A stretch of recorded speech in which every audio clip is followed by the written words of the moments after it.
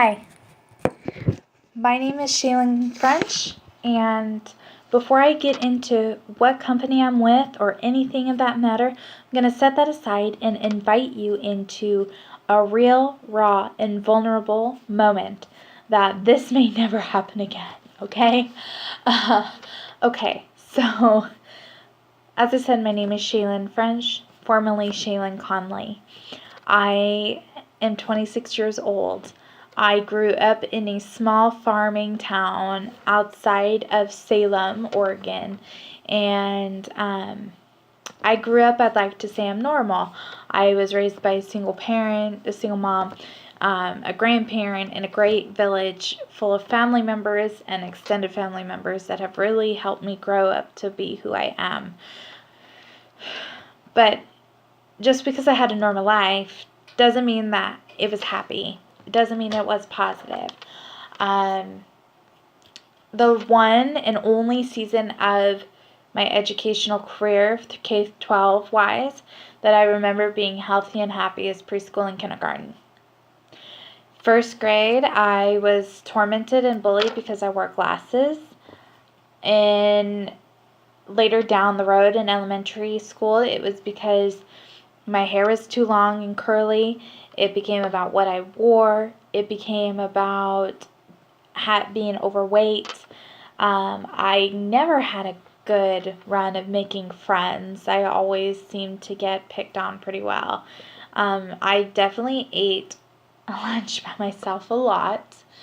Yeah, I mean, it was awful. It was just awful. In middle school, I remember having a slightly different experience as a student. I remember still kind of being on my own, and then in the 7th grade, I remember getting involved with a group of friends that were kind of very much rebellious and really against my morals and my comfort, but I stuck with them because they were a group of people that really had each other's back, and I felt extremely lonely.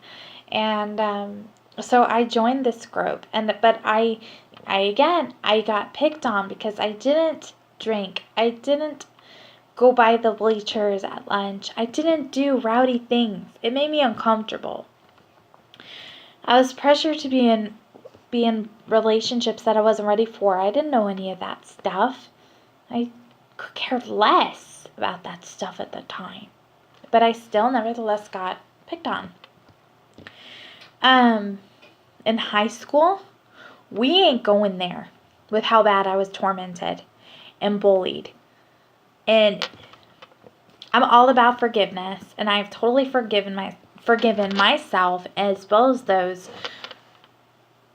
who took part and moved on. But I will never forget. I will never forget. I will never forget being the 14-year-old who made the stupid mistake of having a crush on the wrong guy, as anyone else would, and never living down the idea that I was not cool enough, was not popular enough, I was awkward enough, I was not enough to not just leave me alone and just let me go about my business. It became about tormenting me for all of my high school life, and even now when I go back to that hometown. Don't pretend that you don't. If you're watching this and you are from my hometown, you know you still look at me that way. So just, we all know that, okay? I have had to struggle with the guilt and the shame and the agony and the torment that others have placed on me. So much to the point where I would seek attention in the wrong way that eventually got me assaulted at 15 years old, sexually assaulted. My innocence was stolen by someone that I thought I could trust, that I thought I loved and I didn't, who totally took advantage of me. And that changed my life forever. And eventually it became about wanting to replace those first memories with something that was way better. And in the end, all I did was I stuck myself in a sexual abuse cycle for years. Eventually, it led me to 2 wrong relationships, both physically abusive, spiritually abusive, sexually abusive, mentally abusive, and verbally abusive. All the above. I felt shame, I felt agony, I felt pain, I felt torment. I didn't feel beautiful. I always felt like I was less than. I always felt like I should go out of the house with a rug on my face or whatnot. Like, it was just awful. Both of those relationships resulted in 2 kids that are 13 months apart, both 2 totally different dads. I had to fight to parent my daughter, and I had to fight to parent my son when he came along. During that time is when I found God, I found my faith, I found my church. I found my maturity, I found my wisdom through education, through figuring out exactly what domestic violence is and what I had been doing to myself. By going to therapy, by going to classes, by getting back into college, by developing a positive support system, by working my tail off until I turned over every new leaf that I possibly could in my life. I never touched a drug. I never partied. I never went down the wrong path except for treating myself horrible and viewing myself horrible.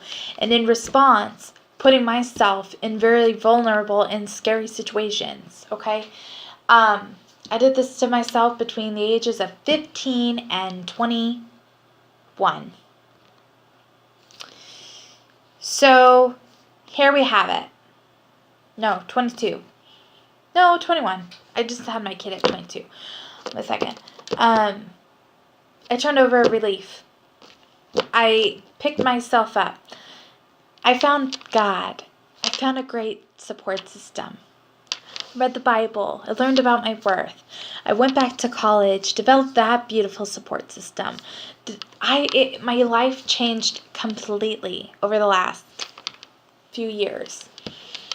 Eventually, I met my husband, which it wasn't the easiest for him when we first started dating because I didn't know how to have a healthy relationship because I didn't know how to value myself at first. Okay? Because I had so many people telling me before what I could and could not do, that I should feel ashamed for myself for the actions I've done.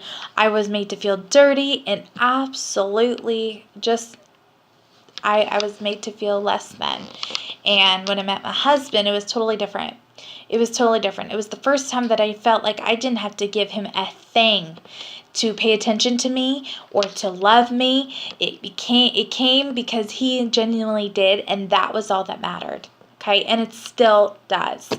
There was a time where I couldn't doll myself up or wear makeup because I would be accused that I was trying to attract someone else or be unfaithful in the relationship, or I would look like a clown or whatnot. I would always be met with something that just didn't do right. I remember one of the 2 ex-boyfriends who bleached my hair because he wanted to control the fact that he could do it. He bleached my hair so I would not have the dark hair because the dark hair insinuated that I was sensual. I know, right? Awful. And so when I finally was free and I was in a healthy relationship, I was in a healthy relationship with God and my Bible, I started developing this idea that I am actually okay. For me, I'm beautiful, I'm worthy, I'm strong, I'm confident. I can't believe I got myself out of this hole by the grace of God. And so I came out of this hole. I started doing my hair. I started doing my makeup. I just started feeling great about myself. Started wearing the right clothes. I really started putting myself together as a woman because I owed myself that, because I took that away from myself. Okay? I took that away from myself because I didn't feel validated. So I filled my desk or my dresser drawers with makeup from Ross and Rite Aid and Walgreens and Safeway, and I wanted to be the best me I could be. And when it came down to an event where I had to get new makeup, I invested in this company because for total selfish reasons, I just want to save money. I knew I was going to like the product, which I did. I knew I was going to want more, which I did. I signed up because I wanted to save money, flat out. I came out of the gate, all for the wrong reasons. I did everything you're not supposed to do, and I did it out of desperation. And, I gave up for a while. People didn't know this, but I joined in February on the last day, and I wanted to give up in May. Because I did it wrong. I did it so wrong, and I know that. I know I made a lot of mistakes in my first year. I know that. I know there are customers or guests that did contests that I totally everything just fell through. It just fell through. It happens, right? I was taken advantage of way too many times in the business, and I just thought, you know what? I'm done.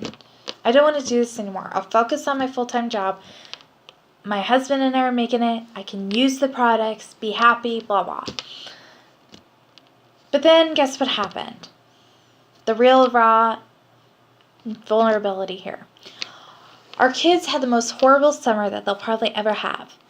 Both of their innocence were robbed from them over the course of the summer in July. It was so heartbreaking on our family. So gut-wrenching. I still choose to remain ignorant to the fact that it happened. I know it happened. We went through all the proper channels that we're supposed to because it happened. But now I choose to, if I think about it too long, there's so much pain and suffering and shame and agony, torment that I feel that it just rips my heart right open.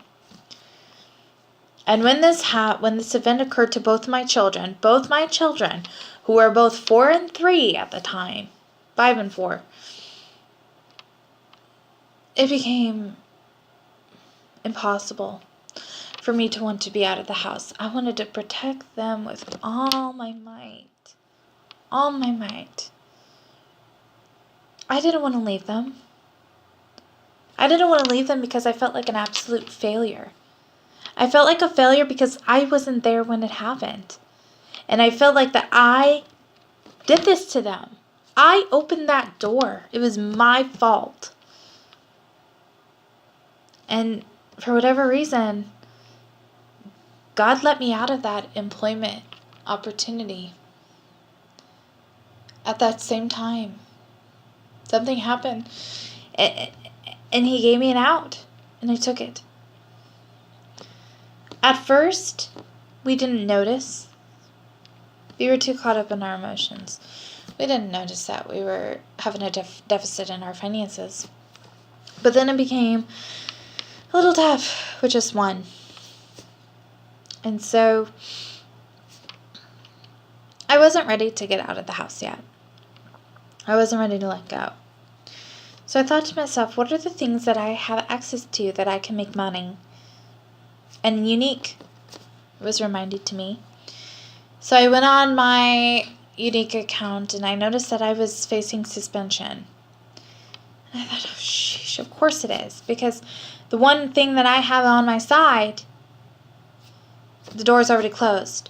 But I fought and I fought and I fought to get back in. And I did. And what I came to know during that time is how many of those girls actually had my back for me. And really pushed me and helped me and encouraged me. And eventually I reached one promotion and I couldn't believe it. I could not believe it. Then the next month I had someone join me. I couldn't believe it. I couldn't believe it. I started seeing the successes. I couldn't believe it. And then I saw a slump during the holiday season of all things. So then it became a guess of what utilities to pay, all this stuff. The same thing that anyone else would go through technically. And I've been there for seasons. I did. And then somehow a few weeks ago in March, February, it completely skyrocketed and my business just took off. And I have seen, because I've stayed true to myself. I've put God first, my morals first, and I've been the presenter that I want to be because I've listened to you, the eyes and ears. I've prayed and I've prayed and I've prayed and I've come out with this understanding. Unique is nothing to be ashamed of. It is a blessing that God customized for me so I can help others see the worth that He instills in them. And if that's not enough for you, then let's talk. See ya.